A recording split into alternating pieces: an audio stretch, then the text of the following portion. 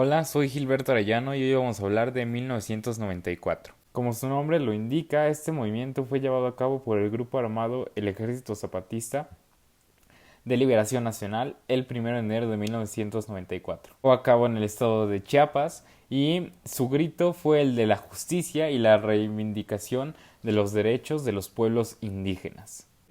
Una de sus causas es porque los zapatistas salen de su territorio para hacer un ataque directo al gobierno mexicano. Como era de esperarse de un presidente del PRI como lo era Carlos Salinas de Gortari, este manda al Ejército Nacional a combatirlos directamente con todas sus fuerzas. El ejército mexicano lo superaba en armas, en hombres y en disciplina militar, por lo que fue fácil invadir su territorio, convertir sus pueblos en una zona de guerra y someterlos. Esto no pasó desapercibido por los oídos del pueblo, porque las noticias del matadero que se empezaron a filtrar por debajo del agua, ya que los noticieros abiertos no podían transmitir estas noticias porque eran censurados por el gobierno. La gente de la ciudad y de muchas otras partes del mundo comenzó a manifestarse pidiendo que detuvieran el genocidio y acusando a Salinas de Gortari que era un asesino. Tanta la presión que al final Salinas de Gortari tuvo que ceder y ordenarle a su comandante que cesara el fuego. Aunque más adelante la guerra se retomaría cuando Ernesto Zedillo subiera al poder. A finales del periodo presidencial de Carlos Salinas de Gortari, este elige a Luis Donaldo Colosio por medio de lo que se llamaba el dedazo como su sucesor del PRI a la candidatura de la presidencia. A pesar de que muchos pensaron que elegiría a Camacho Solís por su presencia en el partido y su relación con él. Pero es que Donaldo era una persona muy carismática, mejor en el discurso y mejor aún como candidato. La gente lo quería y lo escuchaba porque verdaderamente se sentía que cambiaría el PRI y reformaría el país.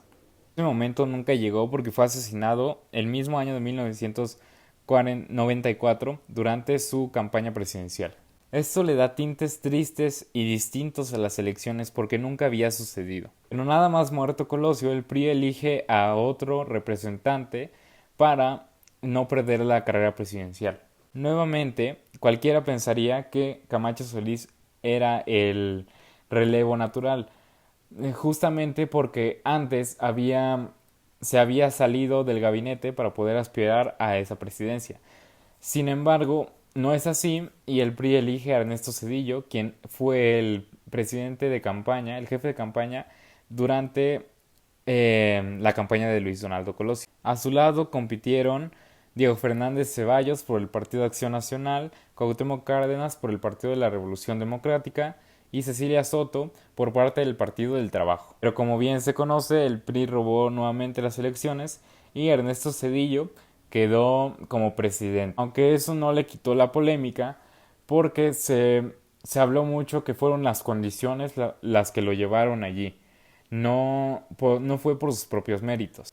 El asesinato sucedió durante su campaña presidencial. Luis Donaldo venía de ganarse la mayoría del voto mexicano después de su meeting del 6 de marzo en la Ciudad de México. Las palabras fueron tan polémicas como lo era el sistema político mexicano.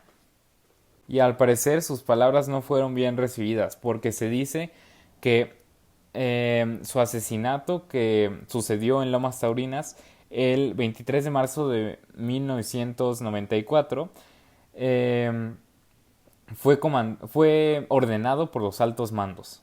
Aunque esto en realidad nunca se pudo comprobar, ya que el presunto asesino al que se capturó en la escena del crimen, que fue Mario Aburto, se le adjudicó toda la culpa debido a un libro que escribió llamado Actas, en el que se nombraba a sí mismo el Caballero Águila, destinado a cambiar el país. El caso causó demasiada polémica durante los próximos años, debido a que se extendieron muchas investigaciones y no se logró nada objetivo. Llegó a decir que el Aburto que estaba en la cárcel no era el mismo Aburto que habían capturado en la escena del crimen. Se culpó al gobierno de Salinas de Gortari y el PRI y se dijo que el verdadero asesino era justamente Carlos Salinas de Gortari. Se sacaron los trapos de muchos políticos y hubo varias investigaciones debido a que los que llevaban el caso resultaban corruptos. Incriminaron a varias personas que no tuvieron nada que ver. Pero al final los únicos que se quedaron con la pena fueron los familiares de Luis Donaldo Colosio, quienes decidieron mejor apartarse del caso y seguir con sus vidas.